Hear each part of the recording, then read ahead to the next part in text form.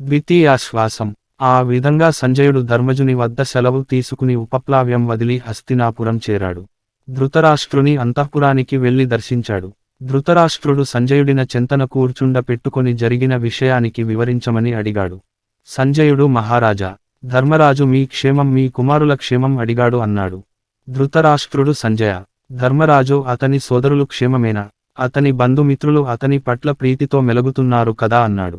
సంజయుడు మహారాజా, ధర్మరాజు అతని సోదరులు క్షేమమే, ధర్మరాజుకు దైవ చింతన మెండు కదా, అతడు ధర్మాన్ని నమ్ముకున్నాడు, పాప పుణ్యాలను నీమీద పెట్టాడు, నీవు నీ కొడుకు కోరినట్లే కాని వేరొక తీరుగా ఆలోచించవు. అతడేమో కర్ణుడిని శకునిని నమ్మి వారి ఆధీనంలో ఉంటాడు. కడుపుకు అన్నం తినేవాడు నీ కొడుకులు చేసే దుర్మార్గాలు చూస్తూ ఊరకుంటారా? లోకంలో ఎవరికీ కొడుకులు లేరా? కొడుకులు దుర్మార్గం చేస్తుంటే బుద్ధి చెప్పక నీ మాదిరి చూస్తూ ఊరక ఉండేవారు ఎవరైనా ఉంటారా? ప్రజలంతా నిన్ను పుచ్చిపోయేలా తిడుతుంటే వినలేక నా చెవులు పుచ్చిపోతున్నాయి. దుశ్శాసనుడు శకుని మాత్సర్యంతో నిన్ను దుర్యోధనుడిని బొమ్మలను ఆడించినట్లు ఆడిస్తున్నారు. పాండవులు మంచివారు కనుక సరిపోయింది. వారే విసిగిపోయి కోపిస్తే ఒక్క చిటికెలో మీరంతా ఈ సరికి నాశనం అయి ఉండేవారు. మనవాళ్లు ధర్మరాజు శాంతగుణాన్ని పిరికితనం అనుకుంటున్నారు. అది పొరబాటు. పొట్టేలు కొండను చూసి అది తనను ఢీకొనలేదు కనుక కొండ ఓడిపోయిందని ప్రకటించినట్టు ఉంది. ధర్మరాజు తన తమ్ములను అదుపులో పెడుతున్నారు కనుక మీరు జీవించి ఉన్నారు. లేకుంటే ఈ సరికి మీరు ప్రాణాలతో ఉండేవారు కాదు. జూదం ఆడిన రోజే అవినీతికి బీజం పడింది. అప్పుడు నువ్వు ఉపేక్షించడం వల్ల మనసులను ఇప్పుడు కాల్చుతోంది. ధర్మరాజు మెత్తని పులి, ఏమీ ఎరగనట్టు ఉంటాడు. నీమీద అన్యాయం పెట్టే వరకు ఊరుకోడు. అటువంటి నిందపడిన తర్వాత ఆపడం నీతరం నాతరం కాదు అన్నాడు. సంజయుడు ఈ విధంగా చెప్పి, వేగంగా రావడం వలన అవయవాలు నొప్పిగా ఉన్నాయని, ప్రొద్దుపోయింది కనుక పొద్దున్నే వచ్చి అందరూ వింటూ ఉండగా సభలో జరిగిన విషయాలన్నీ వివరంగా చెబుతాను అని వెళ్ళిపోయాడు. ధృతరాష్ట్ర విదురుల ఆలోచన. ధృతరాష్ట్రుడు వెంటనే విదురుడిని మందిరానికి పిలిపించి, విదురా, సంజయుడు నన్ను తిట్టిన తిట్టు తిట్టకుండా తిట్టాడు. రేపు వచ్చి అక్కడ జరిగిన విషయాలన్నీ చెబుతానని వెళ్ళాడు. అప్పటినుండి నా మనసు వికలమైంది, నిద్ర రావడం లేదు అన్నాడు. విదురుడు, ధృతరాష్ట్ర, బలవంతుని చేతిలో దెబ్బలు తిన్న బలహీనుడు, డబ్బు పోగొట్టుకొన్నవాడు, ఇతరుల డబ్బును దొంగలించాలని కాచుకున్నవాడు, కామంతో మనసు కలత చెందినవాడు నిద్రపట్టక అవస్థ పడతాడు. వీటిలో నీకు ఏ దోషం ఉంది? ఇతరుల సొమ్మును అపహరించి నీవు ఒక్కడివే అనుభవించాలని అనుకున్నావా? నీకు నిద్ర రాకపోవడానికి కారణం ఏమిటి చెప్పు అన్నాడు. ధృతరాష్ట్రుడు, విదురా, ధర్మరాజు మనోగతం ఏమై ఉంటుందో అవగతం కాక నిద్ర రావడం లేదు అన్నాడు. విదురుడు, రాజా, నీ బంధువు, హితుడు, సేవకుడు, శాంతమూర్తి అయిన ధర్మరాజు నీకు కీడు తలపెడతాడా? అతని రాజ్యాన్ని అతనికి ఒప్పగించి ఇప్పటికైనా నీవు నీ కుమారులు చేసిన తప్పు సరిదిద్దు. ధర్మరాజు నిన్ను పెదనాన్నవైనా తండ్రిలా చూస్తున్నాడు కనుక సహిస్తున్నాడు. నీవు, నీ కొడుకు దుర్యోధనుడు రాజ్యభారాన్ని శకుని, కర్ణ, దుశ్శాసనుల మీద మోపారు. అది చివరిదాకా కొనసాగదు. ఎందుకంటే తొందరపాటుతనం, తమ శక్తి తమకు తెలియకపోవడం, ఓర్పుల మంచికి కాదో అది నీకు తెలుసు అన్నాడు. అప్పుడు ధృతరాష్ట్రుడు, విదురా, నీవు ధర్మాలు, నీతి అవినీతి తెలిసిన వాడివి. నాకు నిద్రలేకుండా చేస్తున్న ఈ దుఃఖం ఉపశమించేలాగా నీ అమృత వచనాలను నా మీద కురిపించు అన్నాడు. విదుర నీతి. విదురుడు, రాజా, మనిషి తనను లోకులు నిందించే పని చేయక జనులకు అంగీకారమైన రీతిలో ప్రవర్తించాలి. పరుల సంపదకు ఈర్ష్యపడక నలుగురితో కలిసి మెలిసి బ్రతకాలి. కోపం, పొగడ్తలకు పొంగిపోవడం, గర్వం, అసంతృప్తి, దురభిమానం, ఏ పని చేయకపోవడం దుర్జనుల లక్షణం. తనను పాలించే రాజును, లోకాన్ని రక్షించే భగవంతుని, కట్టుకున్న భార్యను, బంధువులను సముచితంగా ఆదరించకపోతే ఏ కార్యం సత్ఫలితాన్ని ఇవ్వదు. అవివేకులు తమను ప్రేమించే వారిని వదిలి ద్వేషించే వారి వెంట పడతారు. ఎదుటివాడు బలవంతుడని తెలిసినా వారితో తలపడతారు. ధనము, విద్య, వంశము మంచి వారికి గౌరవాన్ని, అణకువను కలిగిస్తే చెడ్డవారికి మదాన్ని గర్వాన్ని కలిగిస్తాయి. బాణం శత్రువును నిర్జించవచ్చు లేక తప్పి పోవచ్చు, కాని నేర్పు గలవారి నీతి శత్రువును, రాజ్యాన్ని నాశనం చేస్తుంది. ప్రభుత్వాన్ని చేపట్టి మంత్రము, ఉత్సాహం అనే రెంటినీ జతచేసి మిత్రులు, శత్రువులు, తటస్థులు అనే 3 వర్గాలను సామధాన భేద దండోపాయాలతో వశపరచుకొని త్వక్కు, చక్షువు, శ్రోత్రము, జిహ్వ, ఘ్రాణము, అనే 5 ఇంద్రియాలను జయించి సంధి విగ్రహము, యానము, ఆసనము, ద్వైధీభావము అనే 6టిని తెలుసుకొని, వేట, జూదం, పానము, స్త్రీ, వాక్కులో పరుషత్వం, దండ పారుష్యం, అర్ధదూషణం అనే 7 వ్యసనాలను విడిచి ప్రవర్తించేవాడే వివేకవంతుడు. మధురమైన పదార్థాలను తాను ఒక్కడే తినడము, అందరూ నిద్రిస్తున్నప్పుడు తాను ఒక్కడే మేలుకోవడం, ఒక్కడే ఆలోచించడం, ఒంటరిగా ప్రయాణం చేయడము మంచిది కాదు. సత్ప్రవర్తన అనేది సముద్రమైతే దానిని దాటడానికి ఓడవలే సత్యం ఒప్పుగా ఉంటుంది. క్షమాగుణాన్ని చేతగాని గుణంగా భావిస్తారు కాని క్షమాగుణమే మిక్కిలిగా మెరిసే ఆభరణం. మంచి సౌందర్యం కావాలనుకునేవాళ్లు దానిని ధరిస్తారు.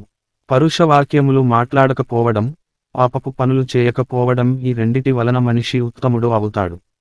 సమర్థుడై ఉండి కూడా శాంతంగా ఉండేవాడు, పేదవాడైనా తనకున్నంతలో దానం చేసేవాడు పుణ్యపురుషుడు అనిపించుకుంటాడు. న్యాయార్జితమైన ధనాన్ని అర్హులకు ఇవ్వకపోవడము అనర్హులకు ఇవ్వడము వలన కీడు కలుగుతుంది. పరస్త్రీ వ్యామోహం, మద్యపానం, వేటాడటం, పరుష భాషణ, వృధాగా ధనమును ఖర్చు చేయడము, పోట్లాడటము సప్త వ్యసనాలని విజ్ఞులు చెప్తారు. కనుక వారు వాటి జోలికి పోకూడదు. తనకు ఉచితమైన దుస్తులు ధరించడము, ఆత్మస్తుతి చేయకపోవడము, దానం చేసి ఎందుకు చేశానా అని చింతించకపోవడం, ఎంత బాధలో ఉన్నా కీడు పలకకపోవడం, కష్టకాలంలో కూడా ధర్మ మార్గాన్ని విడనాడక ఉండుట మంచి నడవడి అనిపించుకుంటుంది. స్నేహం, మాటలు, పోట్లాట తనకు సమానులతో చేయాలి కాని అల్పులతోనూ అధికులతోనూ కాదు. తనకు ఉన్నంతలో ఇతరులకు ఇవ్వాలి, శత్రువైనా కోరిన సహాయం చేయాలి. ఎక్కువగా కష్టపడి తక్కువగా సుఖపడాలి. మంచివారు పొగడ్తలకు పొంగిపోడు, మరింత మేలు చేస్తాడు కాని కీడు చేయడు. నేను చెప్పిన లక్షణాలు ధర్మజునిలో ఉన్నాయి. నీవు వారిని పెంచి పెద్దచేసి, రక్షించి ఆదరించి ఇప్పుడు వారు వేరుగా ఉంటే ఊరుకోవచ్చునా? వారి రాజ్యభాగాన్ని వారికి ఇచ్చి వారిని రప్పించి, నీ కొడుకులతో సమానంగా ఆదరించడం నీ ధర్మం. మీరు వాళ్ళు కలిసి ఉన్నంత కాలం దేవతలు కూడా మీ వంక కన్నెత్తి చూడలేరు అన్నాడు. ధృతరాష్ట్రునికి విదురుడు బుద్ధిమతి చెప్పుట. ప్రహ్లాదుని న్యాయం. విదురుని మాటలు విన్న ధృతరాష్ట్రుడు విదురా, నాకు మేలు చేకూర్చేది కర్తవ్యమైనది నీవే ఎరుగుదువు. ధర్మరాజు పద్ధతి కూడా నీకు తెలుసు. నన్ను ఇప్పుడు ఏమి చేయమంటావో అని అడిగాడు. విదురుడు నన్ను ఈ విధంగా నొక్కి అడిగితే ఉన్న సంగతి చెప్పాలి కదా, సావధానంగా విను అన్నాడు. రాజ్యం దక్కింది కదా అని తమ్ముని రాజ్యభాగాన్ని కూడా మింగుదామని చూస్తున్నావు. అది ఎలా జరుగుతుంది? చేప అత్యాశతో మాంసంతో పాటుగా గాలాన్ని కూడా మింగిన విధంగా ఉంది నువ్వు చేస్తున్న పని. వంచకుడైన నీ కొడుకు మనసులో అనుకున్నదంతా మాట్లాడితే అది నెరవేరుతుందా? విదురుడు ఈ విధంగా అనడం విని ధృతరాష్ట్రుడు నోటమాటలేనివాడై నిశ్చేష్టుడైపోయాడు. నిద్రలేకపోవడం వల్ల అలసటతో, ఆలోచనలతో సతమతమవుతూ విదురా, ఇప్పటివరకు నీ మాటలతో నా మనస్తాపం కొంత తగ్గింది. నాకు కార్యం సాధించే నీతిని, సాధించలేని అవినీతిని చెప్పు అన్నాడు. అప్పుడు విదురుడు అతనితో ఇలా అన్నాడు. పక్వానికి రాక మునుపే పండును కోస్తే తినడానికి రుచిగా ఉండకపోవడమే కాక, దాని విత్తనం తన ప్రయోజనాన్ని కోల్పోతుంది. దండలు కట్టేవాడు చెట్టు నుంచి పువ్వులు కోసే విధంగా, తేనెటీగలు పువ్వు నుంచి తేనెను గ్రహించే విధంగా ఎదుటివాడు బాధపడకుండా పనిచేసి ఫలితాన్ని పొందాలి. అంతేకాని బొగ్గుల కోసం చెట్టు మొదలంటా నరకకూడదు. పరుల ధనానికి, విద్యకు, పరాక్రమానికి, తేజస్సుకు ఈర్ష్య చెందేవాడు ఏ రోగం లేకుండానే బాధపడతాడు. ఎదుటి వానికి ప్రియం కలిగించేలా మాట్లాడలేకపోతే మాట్లాడకుండా ఊరకే ఉండటం మంచిది. మాటల వలననే పగ, చెలిమి, తెలివి, కలత, ధర్మము, పాపము, కీర్తి, అపకీర్తి కలుగుతాయి. గొడ్డలితో నరికిన చెట్టు కూడా చిగురిస్తుంది, కాని మాటలతో చెడిన కార్యం సిద్ధించదు. శరీరంలో విరిగిన బాణాలను ఉపాయంతో తొలగించవచ్చు కానీ మనసులో నాటుకున్న మాటలనే గాయాలను ఎన్ని ఉపాయాలతో నైనా మాన్పలేము. ధర్మరాజు నోటి వెంట ఒక చెడు మాట కూడా రాదు కాని నీ కొడుకులు ఒకరిని మించి ఒకరు నీచవాక్యాలు అనేకం పేలుతూ ఉంటే నీవు దానిని జంకుబంకు లేకుండా వింటూ ఊరుకుంటున్నావు. నీకు ఇది తగునా? చేటు కాలం దాపురించినప్పుడు చెడ్డ మాటలు, చెడు చేతలు కూడా మనసుకు ధర్మబద్ధంగానే కనిపిస్తాయి. నీ మనసులో పాండవులపై పగనుంచి మరలటం లేదు. ఏమి చేస్తాం? ధర్మనిరతుడైన ధర్మరాజు తన సంపదకు దూరం కావడం ధర్మమా అని విదురుడు ధృతరాష్ట్రుడిని ప్రశ్నించాడు. ఇదంతా విని ధృతరాష్ట్రుడు, నీ నీతివాక్యాలతో నా మనస్సు కుదుటపడదు, ఇంకా చెప్పు అన్నాడు. అప్పుడు విదురుడు ఇంకా ఇలా అన్నాడు. భూలోకంలో ధర్మం కలిగిన పురుషుడికి అనుభవించదగిన ఫలాలన్నీ చేరతాయి. కీర్తి కూడా కలుగుతుంది. పొగడ్త ఎంతకాలం ఉంటుందో అంతకాలము పుణ్యలోకాలు కలుగుతాయి. పూర్వం ప్రహ్లాదుడు రాక్షస కులంలో జన్మించిన ధర్మ మార్గం తప్పక అంగీరసునికి తన కుమారునికి వచ్చిన వివాదంలో పక్షపాత రహితంగా అంగీరసుని పక్షాన న్యాయం చెప్పాడు.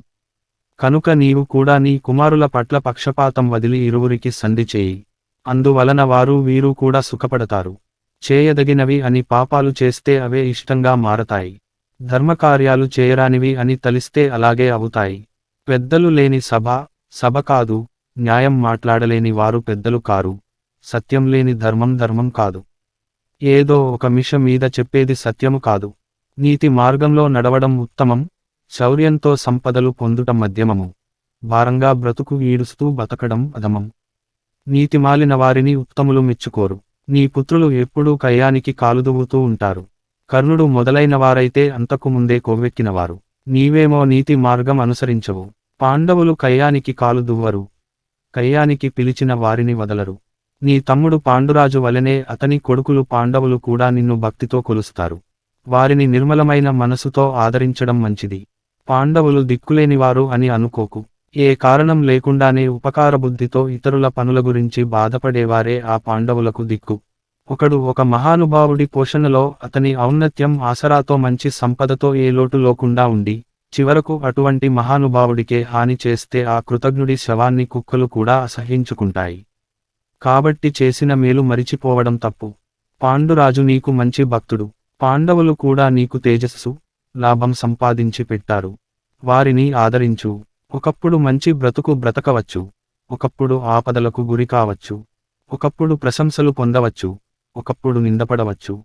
త్యాగము లేదా అడుగుకునే స్థితి కలుగవచ్చు. జీవితంలో ఇటువంటి సుఖదుఃఖాలు కలుగుతూ ఉంటాయి. వాటి కోసం చింతించడం ఎందుకు? ప్రతి మనిషికి సుఖదుఃఖాలు సహజం. దుఃఖించడం వలన శక్తి నశిస్తుంది, మతి చెడుతుంది, శరీరం కృషిస్తుంది, రోగం వస్తుంది. మిక్కిలిగా దుఃఖిస్తే శత్రువుకు అది సంతోషాన్ని చేకూరుస్తుంది. కనుక దుఃఖించడం మాను అన్నాడు.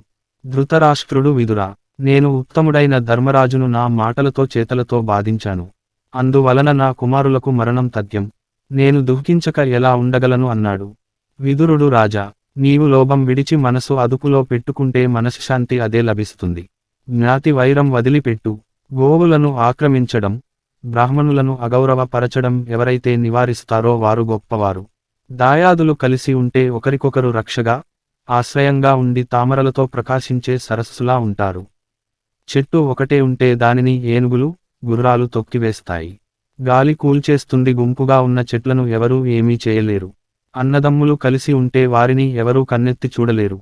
వేరుగా ఉంటే శత్రువుకు లోకువైపోతారు. కాబట్టి కౌరవులు, పాండవులు ఒకరికొకరు అండగా ఉంటే శత్రువుకు జయించరాని వారు అవుతారు. పాండు పుత్రులను పిలిచి వారికి హితం కలిగించి నీ పుత్రులను బ్రతికించుకో. ఇచ్చకాలు మాట్లాడేవారు ప్రతిచోటా ఉంటారు. అప్రియమైన హితం పలికేవారు వేరుగా ఉంటారు. జూదం ఆడిన నాడే నేను వద్దని చెప్పాను. రోగం వచ్చినవాడికి పద్యం సహించనట్టుగానే నా మాటలు నీవు వినలేదు. కాకుల వంటి నీ కుమారులను నమ్మి నెమళ్ల వంటి పాండవులను వదులుకుని ఇప్పుడు తల్లడిల్లిపోతున్నావు. పిల్లులను ఆదరించి సింహాలను చేరదీసినట్టు దుర్యోధనాదుల కోసం పాండవులను వదిలేశావు. కులం నిలుపుకోవడానికి ఒక్కడినైనా వదులుకోవాలని పెద్దలంటారు. అవినీతిపరుడై మంచి మాటలు చెప్తే వినని దుర్యోధనుడిని వదులుకుంటే వచ్చే నష్టం ఏమిటి? సహాయం సంపదను బట్టి, సంపద సహాయాన్ని బట్టి ఉంటాయి. ఇలా ఒకదానితో ఒకటి కూడి ఉంటే గాని సిద్ధించవు. కాబట్టి నీ సంపద పాండవులకు, వారి సహాయం నీకు ప్రీతి కలిగిస్తుంది. పరస్పరం కలిసి ఉండడం మేలు. కురువంశోద్ధారకులైన భీష్ముడు, ధర్మరాజు, మంచి పరాక్రమవంతులైన అర్జునుడు, కర్ణుడు, భీముడు, దుర్యోధనుడు, శస్త్ర అస్త్ర విద్యలలో నిపుణులైన అభిమన్యుడు, లక్ష్మణ కుమారుడు, ద్రోణుడు, ద్రుపదుడు వంటి ఆత్మీయులు వారి బంధువులు అంతా చేరి నిన్ను సేవిస్తుంటే నీ వైభవం ఎలా ఉంటుందో ఆలోచించు అన్నాడు. పాండవులు ఇప్పుడు పగ విషయానికి మరిచిపోయినా కొన్నాళ్లకైనా ఇబ్బందులు పడి చెడుతుందే కాని దుర్యోధనుడితో రాజ్యం పాలించబడదు అని చెప్పాడు విదురుడు. ధృతరాష్ట్రుడు, విదురా, నీవు చెప్పిన మాటలు రాజనీతి సమ్మతములే. అయినా నా కొడుకును వదలలేను. కనుక ధర్మం జయిస్తుంది అని చూస్తూ ఉంటాను అన్నాడు. అప్పుడు విదురుడు, రాజా, దాయాదులు గుణం లేనివాళ్లైనా విడిచిపెట్టకూడదు అంటారు. సకల గుణసంపద కలిగినవారై నీ అనుగ్రహం కోరే పాండవులను నీవు వదిలిపెట్టవచ్చా? నేను నీ మేలుకోరేవాడిని. పాండవులు బ్రతకడానికి చిన్న పల్లెలో అయినా కొన్నిటిని కేటాయించి దుర్యోధనుడిని ఒప్పించి సంధి చేస్తే మంచిది. యుద్ధం నివారించడానికి కొడుకులను వదలమన్నాను కాని సంధి చేసుకుంటే అందరికీ క్షేమమే కదా. ఎన్ని భోగాలు అనుభవించినా మహారాజులకైనా చావు తప్పదు. కాబట్టి చెవికి చేదుగా ఉన్నా ఈ విషయాన్ని అర్థం చేసుకున్నావంటే నీకు ఇహపరాల్లో కీర్తి సంపదలు కలుగుతాయి. ధర్మరాజును వదిలిపెట్టకు. మనసు గట్టి చేసుకొని నీ కొడుకులకు మంత్రులకు సంధి చేసుకోమని చెప్పు అన్నాడు. ధృతరాష్ట్రుడు విదురా, నీ మాటలు నా మనసును తేటపరిచాయి. ఆలోచిస్తే ఇదే తగిన పని అనిపిస్తోంది. అలాగే చేస్తాను అన్నాడు. విదురుడు, ఆ మాట మీద ఉండు. ఇంతకాలానికి నీకు చేయదగిన దానిపై మనసు స్థిరపడింది. దుర్యోధనుని చూసి మనసు మార్చుకోకుండా అతను మొగ్గిన వైపు నీవు మొగ్గకుండా ధర్మరాజుతో సంధి చేసుకో. మా వంటి వారికి ఆనందం కలుగుతుంది అని చెప్పి తన మందిరానికి వెళ్ళాడు. సభలో సంజయుని సంధి ప్రస్తావన. ధృతరాష్ట్రుని సభలో పాండవుల సందేశమును వినిపిస్తున్న సంజయుడు. మరునాడు ధృతరాష్ట్రుడు సభ తీర్చాడు. భీష్ముడు, ద్రోణుడు, కృపాచార్యుడు, అశ్వత్థామ, భూరిశ్రవుడు, సోమదత్తుడు, శల్యుడు, దుర్యోధనాదులు సభా ప్రాంగణంలో ఉన్నారు. సంజయుడు సభను ఉద్దేశించి ధృతరాష్ట్రునితో, రాజా, మీరు ఆదేశించినట్లు ఉపప్లావ్యం వెళ్లి ధర్మరాజును చూశాను. ధర్మరాజు పేరు పేరున మిమ్మలి యోగక్షేమాలు అడిగాడు. నేను వివరించాను. అలాగే కృష్ణార్జునులను కలిశాను. శ్రీకృష్ణుడు నాతో ఇలా అన్నాడు, సంజయ, అజాత శత్రువైన ధర్మరాజుకు కోపం వస్తే నీటిలో నిప్పు పుట్టిన చందాన ఉంటుంది. దానిని ఆర్పడం ఎవరి తరం కాదు. యుద్ధం అనివార్యం అయితే మీరు మీ సమస్త సంపదలు యోగ్యులకు పంచి బంధుమిత్రులతో భోగములను అనుభవించి యుద్ధ భూమికి రండి. నాడు సభలో ద్రౌపది గోవిందా రక్షించు అని నన్ను వేడుకున్నది ఇంకా చెవిలో వినిపిస్తుంది. తీర్చలేని ఆ అప్పు తీర్చకనే నేను సారథ్యం వహిస్తున్నను. అర్జునుని గాంధీవానికి కౌరవసేన దగ్ధం కాక తప్పదు అన్నాడు. అప్పుడు అర్జునుడు, సంజయ, ధర్మరాజు అడిగినట్లు రాజ్య భాగం ఇవ్వకుంటే యుద్ధం తప్పదు. భీముడు, నేను దుర్యోధనుని అకృత్యాలకు బదులు చెప్పక వదలము. దుర్యోధనుని యుద్ధ భూమిలో అంపశయ్య మీద పరుండ చేయకుంటే ధర్మరాజు భూషయనం చేసిన దానికి అర్థము లేదు. భీముడు గద తీసుకుని యుద్ధ భూమిలో వీర విహారం చేస్తుంటే దుర్యోధనుడు రాజ్యం ఇవ్వక ఏమి చేస్తాడు?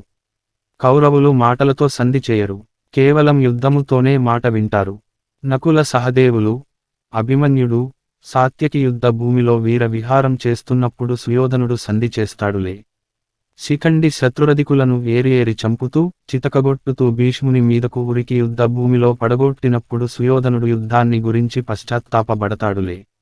దృష్టద్యుమ్నుడు ద్రోణుని మీదికి యుద్ధానికి దిగినప్పుడైనా సంధి చేయక తప్పుతుందా? సంజయ, పట్టుకోకుండానే గాంధీవం గంతులేస్తోంది, మీటకుండానే నారి కంపిస్తోంది. నా అమ్ముల పొందిలోంచి బాణాలు మాటిమాటికి పైకి ఎగిరెగిరి దూకుతున్నాయి. యుద్ధంలో నేను వింటి నారి లాగి పిడుగుల వంటి బాణాలను గాంధీవానికి సంధించి శత్రువుల శిరస్సులను ఛేదిస్తూ ఉంటే దుర్యోధనుడి సేన చెల్లా చెదరుగా పారిపోతూ ఉంటే దుర్యోధనుడు యుద్ధం గురించి పరితపిస్తాడులే. ఇంద్రాది దేవతలు కూడా ఎవరిని జయించలేరో వారిని జయించగలనని మోహపడుతున్నాడు. కంస, నరక, మురులను సంహరించిన మహాత్ముడైన శ్రీకృష్ణుని కూడా దుర్యోధనుడు లక్ష్య పెట్టక అతడిని కూడా తను జయిస్తాననుకుంటున్నాడు. మేము భీష్మ, ద్రోణ, కృప, అశ్వత్థామలతో నమస్కరించి రాజ్యం కోరి యుద్ధం చేస్తాము. మా రాజ్యాన్ని అధర్మంగా అపహరించి నియమభంగం చేసి తిరిగి మా రాజ్యాన్ని మాకు ఇవ్వని కౌరవులను సంహరించి మా రాజ్యాన్ని తీసుకుంటే ధర్మం గెలిచినట్లే కాని ఇందు అధర్మం ఏమీ లేదు. యుద్ధం జరిగిందా ఇక ధార్తరాష్ట్రులేనట్లే. ఇలా నిండు సభలో ధృతరాష్ట్రునికి నా మాటగా చెప్పు. భీష్మ, ద్రోణ, కృపాచార్య, అశ్వత్థామ, శల్యులు నిర్ణయించినది జరుగుతుంది. యుద్ధాన్ని నివారిస్తే సుయోధనుడు ఆయుష్మంతుడవుతాడు అని చెప్పారని చెప్పాడు. పాయింట్. భీష్ముడు.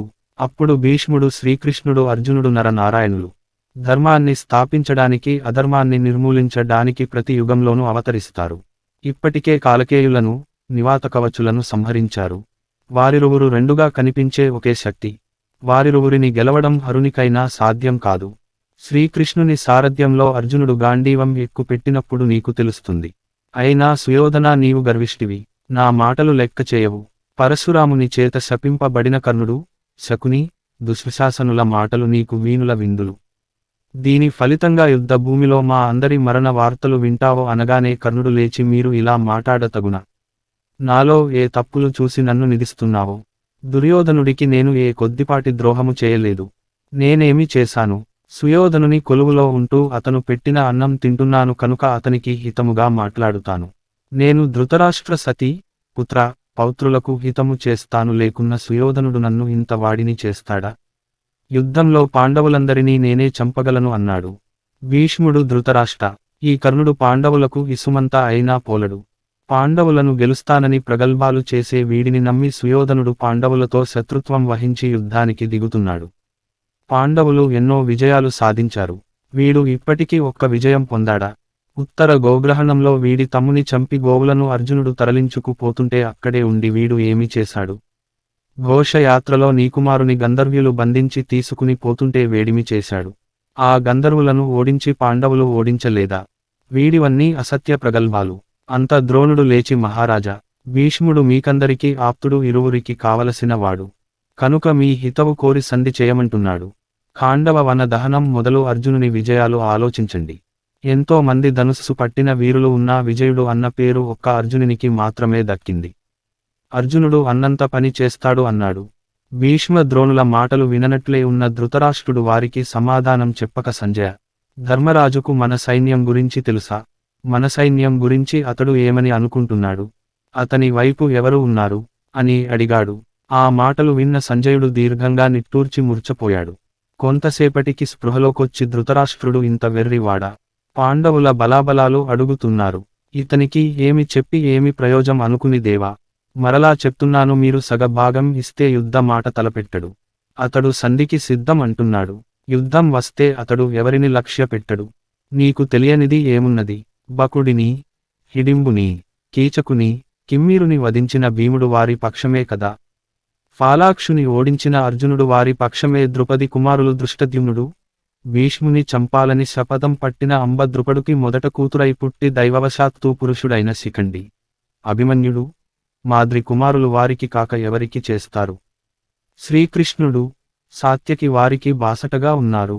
ద్రుపదుడు, కేకయరాజులు, జరాసంధుని కుమారుడైన సహదేవుడు, జయత్సేనుడు, శిశుపాలుని కుమారులు వృషభుడు, దృష్టకేతు, మాయావిద్య విశారదుడు, భీముని కుమారుడు ఘటోత్కచుడు వారి పక్షాన తలపడటానికి సిద్ధం. ఇంకా తూర్పు ఉత్తర దేశరాజులు ధర్మరాజుకు సాయంగా ఉన్నారు. శ్రీకృష్ణుని సాయం కన్నా మించినది లేదు కదా. ధర్మరాజుకు మనతో పోరు సల్పడానికి ఇంకేమి కావాలి? అన్నాడు సంజయుడు. ధృతరాష్ట్రుడు ఇది విని ధృతరాష్ట్రుడు, సంజయ, నీవు చెప్పినది నిజము. వారంతా ఒక ఎత్తు, భీముడు ఒక ఎత్తు. అతడిని తలుచుకుంటే భయంగా ఉంది. మనలో అతడిని ఎదుర్కోడానికి ఎవరున్నారు? దూకుడు స్వభావం కలవాడు, దుర్యోధనాదులను హింసించేవాడు. వీడే అసలు భేదానికి కారకుడు. 4 మూరలు పొడవు, 8 అంచులతో ఉన్న ఉక్కు గదను చేబట్టి 100 మందిని చంపుతూ భయంకరమైన యుద్ధం చేసే వీడిని నా కుమారులు ఎలా తట్టుకోగలరు? చిన్నప్పటి నుండి అతడు నా మాట వినడు, ఇప్పుడు నా పుత్రులు ఇంకా కష్టపెట్టారు. సుయోధనుడు కయ్యానికి కాలు దువ్వుతున్నాడు. వాడిని మన సైన్యంలో ఎవరు ఆపగలరు? వాడికి ఏ ఆయుధము పనిలేదు. జరాసంధుని ఒక్కపోటుతో చంపాడు. చేతితోనే ఎందరినైనా చంపగలడు. అగ్నికి ఆజ్యం తోడైనట్లు వాడికి అర్జునుడు సాయం ఉన్నాడు. ఇక ఏమి చెప్పను? అర్జునితో సమానంగా యుద్ధం చేసే వాడిని మనం చూసామా? అతనికి సారథి శ్రీకృష్ణుడు ఉన్నాడు. ముగ్గురూ కలిస్తే కౌరవసేనను దహిస్తారు. వారి గురించి భీష్మ, ద్రోణులకు తెలిసినంతగా ఎవరికి తెలియదు. అయినా వారు మన కొరకు యుద్ధం చేస్తారు. వారికి కురు పాండవులు సమానమే కదా. నా మాట నా కుమారులు వినరు. మొదటి నుండి విదురుడు చెప్పినదే జరుగుతున్నది. సంజయ, నేనేమి చేయను? నాకేది దారి, నాకేది శరణ్యము? ధర్మరాజు వినయవంతుడు. అతనికి ఉదురుడు, ద్రుపదుడు, సోదరులు, శ్రీకృష్ణాదులు తోడు ఉండగా ధర్మరాజుతో పోరుకు తలపడటం మిడతలు పోయి మంటలో పడటం లాంటిది. వంశనాశనం తప్పదు, శాంతి మార్గమే మేలు, నా కుమారులకు చెప్పడానికి ప్రయత్నిస్తాను అన్నాడు. సంజయుడు, దేవా, మీరు చెప్పినది సబబు. మొదటి నుంచి నీవు పాండవులకు కీడు కలిగిస్తూనే ఉన్నావు. వారి శక్తి తెలిసి కూడా నీ కొడుకులకు వశమవుతూ ఉంటావు. నీకీ ధైర్యం ఎక్కడి నుండి వస్తుందో నాకు తెలియడం లేదు. ఇప్పుడు కూడా ఈ బుద్ధి నిలుస్తుందని నేననుకోను. ఈ కురు జాంగల దేశాలు వారి తండ్రి సంపాదించినవి. తర్వాత వీరు భూమినంతటిని తమ భుజబలంతో జయించారని తెలుసుకో. దానిని నీకు సమర్పించగా నీవు దానిని నాది అని భావిస్తున్నావు. నీవు ధర్మజుని విడిచినా కాని అతడు నిన్ను వదలక ఘోషయాత్రలో నీ కుమారులను రక్షించాడు. అతడు మిమ్ము ఎన్నటికీ అతిక్రమించడు. అతడిని పిలిపించి సంధి కావించండి అన్నాడు. సుయోధనుడు దుర్యోధనుడు తండ్రి, మీ మాటలు విచిత్రముగా ఉన్నవి. ఎక్కడో అడవులలో ఇడుములు పడుతున్న వారిని తెచ్చి కొంతమంది పిరికి వాళ్లను జత చేసినంత మాత్రాన పాండవులు గెలుస్తారా? నీకు ఇంత భీతి వలదు. మన బలాన్ని తక్కువగా చూడకు. మేము గెలుస్తాము. పరశురాముని గెలిచిన భీష్ముడు మన పక్షాన ఉన్నాడు. ద్రోణుడు, కృపాచారులు సామాన్యుల, ఈశ్వరవర ప్రసాదితుడి అశ్వత్థామ సామాన్యుడ, బాహ్లికుడు, సింధురాజు, సోమదత్తుడు, గాంధారరాజు సామాన్యుల, వీరిని గెలుచుట పాండవులకు శక్యమా? మీరు సందేహించకండి. మేము వారి అడుగులకు మడుగులు వత్తము. యుద్ధము చేస్తాము, పారిపోము. ఇదే మా నిశ్చిత అభిప్రాయము. మా చేత బాధలు పడ్డవాళ్లు దండెత్తి వస్తే పారిపోవడం చిన్నతనం కాదా? వారిని చూసి భయపడి మాకు తలవంపులు తేకండి. భీముడే కాదు, నాతో తలపడి గదా యుద్ధం చేయగలవాడు ముల్లోకాలలో లేడు. భీముని నేను చంపగలను. అతడు మరణిస్తే పాండవ పక్షాన యుద్ధం చేయగల వారు లేరు. అందుకే ధర్మరాజు 5 ఊళ్ళు ఇమ్మని అడిగాడు. కర్ణుని వద్ద సహజ కవచ కుండలాలు ఉండేవి. వాటిని ఇంద్రుడికి దానం చేసి పొందిన అమోఘమైన శక్తి ఆయుధం అర్జునిని చంపుతుంది. భీష్మాదుల శరాగ్ని వారి సేనను నాశనం చేస్తుంది. ఇక నీ మిగిలిన కుమారులు అత్యంత శక్తిమంతులు కారా? మన సైన్యం 11 అక్షౌహిణులు, వారి సైన్యం 7 అక్షౌహిణులు. ఇది తెలియక ఎందుకు దుఃఖిస్తున్నావు అని సంజయుని చూసి, సంజయ, ఇంతకు అల్లరి మూకను తయారు చేసుకున్న ధర్మరాజు ఏమంటున్నాడో చెప్పు అన్నాడు. సంజయుడు చెప్పసాగాడు. సుయోధన, పాండవులు యుద్ధనంటే భయపడలేదు, ఏదో పెళ్లికి పోతున్నట్లు భావిస్తున్నారు. అర్జునిని పాశుపతం, భీముని గదాయుధం నమ్మి యుద్ధానికి దిగుతున్నారు అని చెప్పి ధృతరాష్ట్రుని చూసి, దేవా, వారి మాటలను బట్టి భీష్ముడు శిఖండి వంతు, ద్రోణుడు దుష్టద్యుమ్నుని వంతు, దుర్యోధనుడు అతని తమ్ములు భీముని వంతు, మీలోని యువకులో అభిమన్యుని వంతు, అశ్వత్థామ, కర్ణుడు, సైంధవుడు మొదలగు మహావీరులు అర్జునుని వంతు, కృతవర్మ సాత్యకి వంతు, సోమదత్తుడు చేకితానుడు అనే యాదవరాజు వంతు, శకుని నకుల సహదేవుల వంతు. శల్యుని ధర్మరాజు సంహరిస్తాడు. ఇక మీరే ఆలోచించి నిర్ణయించండి అన్నాడు. అది విన్న ధృతరాష్ట్రుడు, అయ్యో, ఇక నాకు దిక్కెవరు?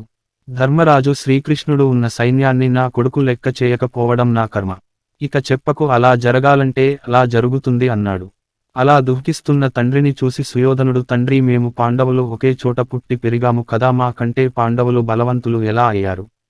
నువ్వు ఎప్పుడూ వారిని పొగుడుతుంటావు. ఈ రాజ్యం మాది, మాకు దక్కాలని భగవంతుడు నిర్ణయించారు. బాధపడవద్దు అన్నాడు. ధృతరాష్ట్రుడు, సంజయ, చూసావా, నా కొడుకు పిచ్చి పిచ్చిగా మాట్లాడుతున్నారు. పాండవుల వైపు వారిని ఎవరు రెచ్చగొడుతున్నారు అన్నాడు. సంజయుడు, దేవా, దుష్టద్యుమ్నుడు పాండవులలో అగ్నిని రెచ్చ కొడుతుంటాడు. తాను ఒక్కడే కౌరవ సైన్యాన్ని హతమారుస్తాను అంటాడు. ధర్మరాజు, నువ్వు అన్నంత పని చేస్తావో అంటాడు. అప్పుడు దుష్టద్యుమ్నుడు నన్ను చూసి, మహేశ్వరుడు, ఇంద్రుని అనుగ్రహం పొందిన మా అర్జునునితో సరిపోలు వారు కౌరవ సేనలో ఎవరున్నారు? ధర్మరాజును శరణు వేడి బ్రతకమని సుయోధనునికి చెప్పు అన్నాడు. అది విన్న ధృతరాష్ట్రుడు, కుమారా, నీకు సగం రాజ్యం చాలదా? ధర్మరాజుకు సగరాజ్యం ఇచ్చి హాయిగా బ్రతకవచ్చు కదా, పెద్దల మాటలు నీకు ఎందుకు వినవు? శకుని, కర్ణుల మాటలు ఎందుకు వింటావో అన్నాడు. ఆ మాటలకు కోపించిన దుర్యోధనుడు, నా మాటలు ద్రోణుడు, భీష్మాదులు అంగీకరించడం లేదు. నేను ధర్మరాజుకు సూది మొన ఓపినంత భూమి కూడా ఇవ్వను. కర్ణుడు, దుశ్శాసనాదుల సహాయంతో యుద్ధం చేసి పాండవులను గెలుచుట నిశ్చయం. ఇదే నా నిర్ణయం అన్నాడు. ధృతరాష్ట్రుడు, కుమారా, నా మాట విని యుద్ధం మాను. భీముడు యుద్ధ రంగంలో నిన్ను నీ సైన్యాన్ని చీల్చి చెండాడుతున్నప్పుడైనా నా మాట వింటావా? అర్జునుడు చండ ప్రచండుడై సైన్యాన్ని దునుమాడుతున్నప్పుడైనా నా మాట వింటావా? నీది కేవలం మానవ శక్తి, పాండవులది దైవ శక్తి. అర్జునుడు అగ్నిదేవుని వలన అక్షయ తునీరాన్ని పొందాడు. వాయుదేవుడు, ఇంద్రుడు, యముడు, అశ్విని దేవతలు వారిని కాపాడుతుంటారు. కనుక వారిని చంపడం భీష్మునికి వీలు కాదు. దేవతలకు వీలు కాని రాక్షసులను అర్జునుడు చంపాడు. కనుక అతడు దేవతలను మించినవాడు. అర్జునుడు ఒకేసారి ఒకే వేగంతో 500 బాణాలు వేయగలడు. కనుక శాంతి ఒక్కటే ప్రస్తుత కర్తవ్యం అన్నాడు. సుయోధనుడు, తండ్రి, రాగద్వేషాలకు అతీతులైన దేవతలు వారికి ఎలా సాయం వస్తారు? వారు పక్షపాత బుద్ధి వహిస్తే వారికి దైవత్వం ఎలా సిద్ధిస్తుంది? పాండవులకు దేవతల సాయం ఉంటే అరణ్యాలలో ఎందుకు కష్టపడతారు? ఆత్మస్థుతి క్షమార్హం కాదు, కాని నాకు కోపం వస్తే పాండవులను దేవతలు రక్షించరు. బ్రద్దలయ్యే భూగిరి శిఖరాలను నేను మంత్రశక్తితో ఆపగలను. రాళ్లవానను గాలిని అందరూ చూస్తుండగా శమింపచేయగలను. నీళ్లను స్తంభింపజేసి వాటిమీద రథాలను సైనికులను నడిపించగలను. దేవదానవ శక్తులు నాకు ఉన్నాయి.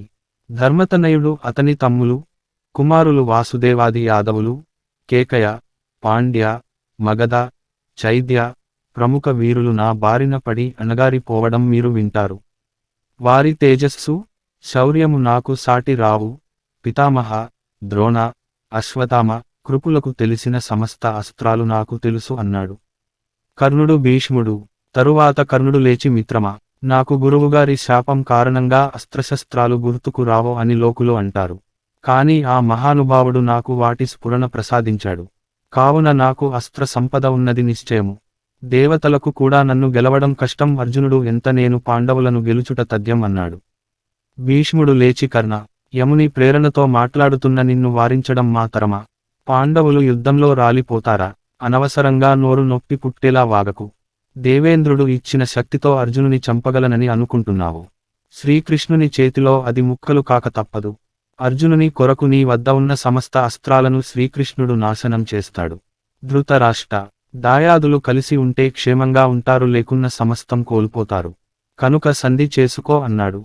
భీష్ముడు సుయోధన, సంధి చేసుకుని ధర్మరాజుతో చేరు. భీష్ముడు మన హితం కోరుతాడు. అతడి మాటను మన్నించు అన్నాడు. సుయోధనుడు ఆ మాటలను లక్ష్యపెట్టలేదు. ఆ మాటలకు కోపించి సుయోధన, మాట్లాడవెందుకు? అర్జునుడు గోగ్రహణంలో ఒకసారి ఒంటరిగానే విజృంభించినప్పుడు నీ సైన్యం పారిపోలేదా? కర్ణుడు నీ చెంత ఉండి ఏమి చేశాడు? కాని ఇప్పుడు అలా కాదు. శ్రీకృష్ణుని సారథ్యంలో అర్జునుడు విజృంభిస్తే ఎదుర్కోవడం ఎవరి తరం కాదు. కర్ణా, యుద్ధంలో మరణించి వీరుడవో అనిపించుకుంటావు. సుయోధనుని మరణానికి కారకుడవో అవుతావో అన్నాడు. కర్ణుడు విరక్తిగా, సుయోధన, భీష్ముని మాటలు నా మనసుని కలచి వేస్తున్నాయి. ఈ భీష్ముడు చచ్చే వరకు నేను యుద్ధభూమిలో అడుగుపెట్టను. ఆ తరువాత నేను నా ప్రతాపం చూపిస్తాను అని అస్త్ర సన్యాసం చేసిన కర్ణుడు ఇక అక్కడ ఉండలేక సభ వదిలి వెళ్ళాడు. అప్పుడు భీష్ముడు నవ్వుతూ, అయ్యో సుయోధన, ఇంతటి మహావీరుడు అలిగితే ఎలాగా? కుమారా, నీవు ఈ కర్ణును అండ చూసుకుని యుద్ధానికి దిగుతావు. అప్పుడు మా ప్రతాపములో వ్యత్యాసం చూడు. సుయోధన, నేను, బాహ్లికుడు, ద్రోణుడు కలిసి శత్రు నాశనం చేస్తాము అన్నాడు. సుయోధనుడు కర్ణుడు పోయాడన్న బాధ భరించలేక తెలుసో తెలియకో అందరూ పాండవులు గెలుస్తారని అంటున్నారు. మొదట నిన్ను, ద్రోణుని, బాహ్లికుని నమ్మాను. కాని ఇప్పుడు చెప్తున్నాను, కర్ణుడు, దుశ్శాసనుడు నా వెంట ఉంటే విజయం నాదే, నాకు వేరొకరితో పనిలేదు అన్నాడు. సుయోధనుని మాటలకు కలత చెందిన ధృతరాష్ట్రుడు, విదురా, నా కుమారుడు కర్ణునితో కలిసి మృత్యుపాశంలో ఇరుక్కున్నాడు. ఈ సమయంలో ఏమి చేయాలి చెప్పు అన్నాడు. విదురుడు, మహారాజా, మన వాళ్ళు దుర్బలులై ఒకరిలో ఒకరు కలహించుకోవడం మనకు మరింత ప్రతికూలం, అర్జునునకు అనుకూలం. మాటలు కట్టిపెట్టి పాండవులను పిలిచి సంధి చేయించు అన్నాడు.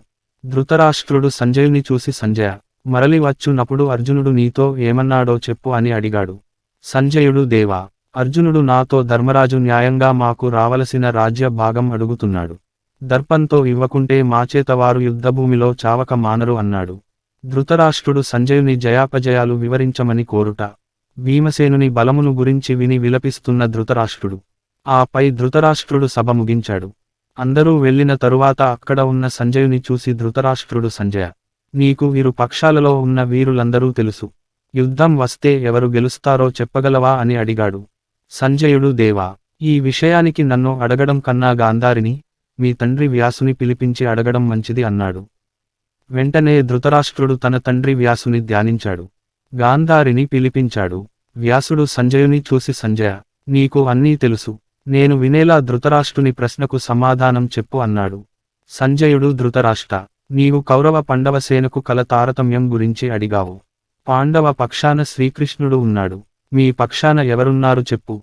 పాండవుల బలం శ్రీకృష్ణుడే. సమస్త లోకాలు ఒక పక్కన, శ్రీకృష్ణుడు ఒక పక్కన నిలిచినా శ్రీకృష్ణుడు గెలుస్తాడు. సత్యం, ధర్మం, న్యాయం ఎక్కడ ఉన్నాయో శ్రీకృష్ణుడు అక్కడ ఉంటాడు. శ్రీకృష్ణుని ఆశ్రయించిన వారికి జయం తప్పదు అన్నాడు. ధృతరాష్ట్రుడు, సంజయ, కృష్ణుని గురించి నాకు తెలియకపోవడానికి నీకు తెలియడానికి ఏమి కారణం అన్నాడు. సంజయుడు, లోకంలో విద్య అవిద్య అని రెండు ఉన్నాయి. అవిద్యతో అలమటిస్తున్న వారు తమో గుణంతో విష్ణువు అవతారమైన శ్రీకృష్ణుని తెలుసుకోలేరు. విద్యా వినయ భూషితుడు తెలుసుకొనగలడు. ధృతరాష్ట్రుడు, విద్య అంటే ఏమిటి, అవిద్య అంటే ఏమిటి వివరించు అన్నాడు. సంజయుడు, దేవా, ప్రతి మనిషికి సత్వ, రజో, తమో గుణాలు ఉంటాయి. నేను వాటికి లోబడక పక్షపాత రహితంగా నిర్వికారంగా ఉండి పవిత్ర భావంతో ధర్మంగా ఉంటాను. అందువలన నేను విష్ణువును తెలుసుకున్నాను. నీకు గాని వేరెవరికైనా విష్ణువును తెసుకోవడానికి ఇది తక్క వేరు మార్గం లేదు. ఇందుకు భిన్నమైన దానిని అవిద్య అంటారు అన్నాడు. ధృతరాష్ట్రుడు పక్కనే ఉన్న సుయోధనుని చూసి నాయనా సుయోధన, సంజయుడు మన శ్రేయోభిలాషి. అతని మాట విని శ్రీకృష్ణుని ఆశ్రయించి నీవు నీ తమ్ములతో క్షేమంగా ఉండండి అన్నాడు. సుయోధనుడు తండ్రి, ఈ లోకాలు సర్వనాశనం అయినా నేను ధైర్యం వదలను, శ్రీకృష్ణుని శరణు వేడను అన్నాడు. ధృతరాష్ట్రుడు నిర్వేదంగా గాంధారి, విన్నావా నీ కుమారుని మాటలు? వీడు దుర్మార్గుడు, నీతి బాహ్యుడు, గర్విష్టి, అసూయాద్వేహాలు కలవాడు, నా మాట వినడు. వీడు చెడిపోతాడు, వీడికిక బ్రతుకు లేదు అన్నాడు. గాంధారి సుయోధనునితో, కుమారా సుయోధన, ఈ ఐశ్వర్యం, సంపద, రాజ్యం, నీ ఆయుషు ఎందుకు వదులుకుంటావు? దైవం భీముని రూపంలో నిన్ను చంపుతుంది. నీలాంటి అవినీతిపరుడు ఎక్కడైనా ఉంటాడా అన్నది. వ్యాసుడు ధృతరాష్ట్రునితో, నీకు శ్రీకృష్ణుడంటే భక్తి, అందుకే సంజయుని రాయబారిగా పంపావు. సంజయుని మాట విని శ్రీకృష్ణుని ఆశ్రయించు. రాగద్వేషాలు వదిలి ఏకాగ్రతతో ఆరాధించిన వారికి శ్రీకృష్ణుడు చేరువ అవుతాడు. కామక్రోధాలతో అలమటించే వారికి అతను దూరంగా ఉంటాడు అన్నాడు. ధృతరాష్ట్రుడు, మీరు చెప్పినట్లే చేస్తాను అన్నాడు. ధృతరాష్ట్రుడు, శ్రీకృష్ణునికి వాసుదేవుడనే పేరు ఎలా వచ్చింది? సంజయుడు, శ్రీకృష్ణుడు అంతటా ఉంటాడు, సకల జగము అతనిలో ఉంటాయి కనుక అతనిని వాసుదేవుడంటారు. ఇంద్రియ నిగ్రహంతో అతనిని ధ్యానిస్తే అతని వశం అవుతాడు. నీవు కూడా అన్ని చింతలు వదిలి అతనిని ధ్యానించు అన్నాడు. ధృతరాష్ట్రుడు, వ్యాసమహర్షి, నేను శ్రీకృష్ణుని శరణు వేడుతాను. శ్రీకృష్ణుని దివ్య మంగళ రూపాన్ని దర్శింపలేను. నిరంతరం కృష్ణుని సన్నిధిలో ఉండేవారు ఎంతటి పుణ్యాత్ములో కదా అని విచారించాడు. అంతట వ్యాసుడు నిష్క్రమించాడు. దుర్యోధనుడు, గాంధారి, సంజయుడు తమ తమ నివాసములకు వెళ్లారు.